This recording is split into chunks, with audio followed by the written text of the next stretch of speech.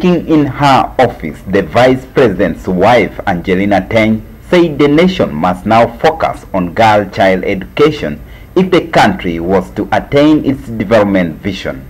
My message as we embark and we are going on to the remembering our second independence is really liberating our country from illiteracy. We need to liberate our country. This should be our next war. Our enemy right now is illiteracy. Our enemy number one.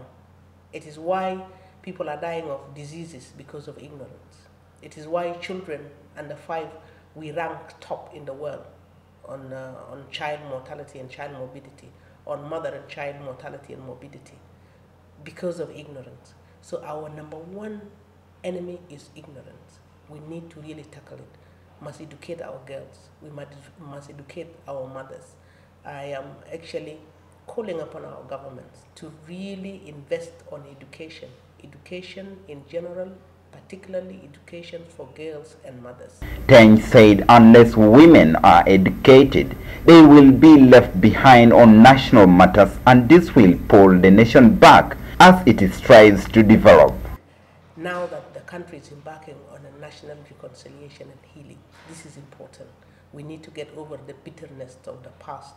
The past must remain in the past. And for us to become part of the new world, we need to really leave the past, because our past is full of trauma, is full of war trauma, and people are affected by that. So we need to bring about reconciliations. It pains me when I see our people fighting themselves, cattle wrestling, people taking up arms like Yao Yao.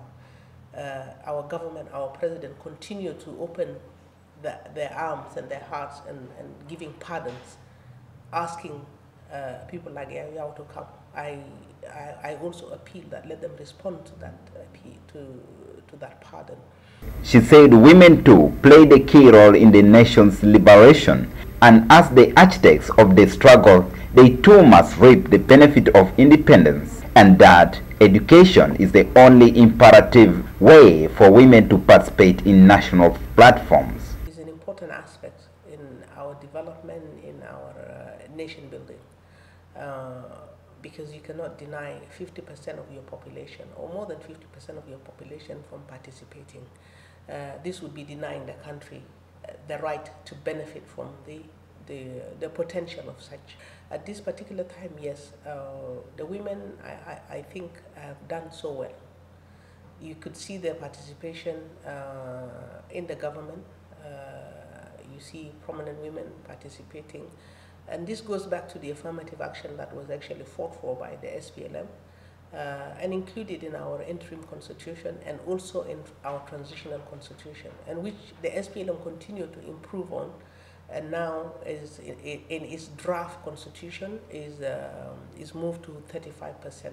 The Vice President's wife said even the theme of this year, Independence Celebration of Nation Building for Prosperity Generation, calls for the involvement of all, and the women must not be left behind. For SSTV, James Arusi.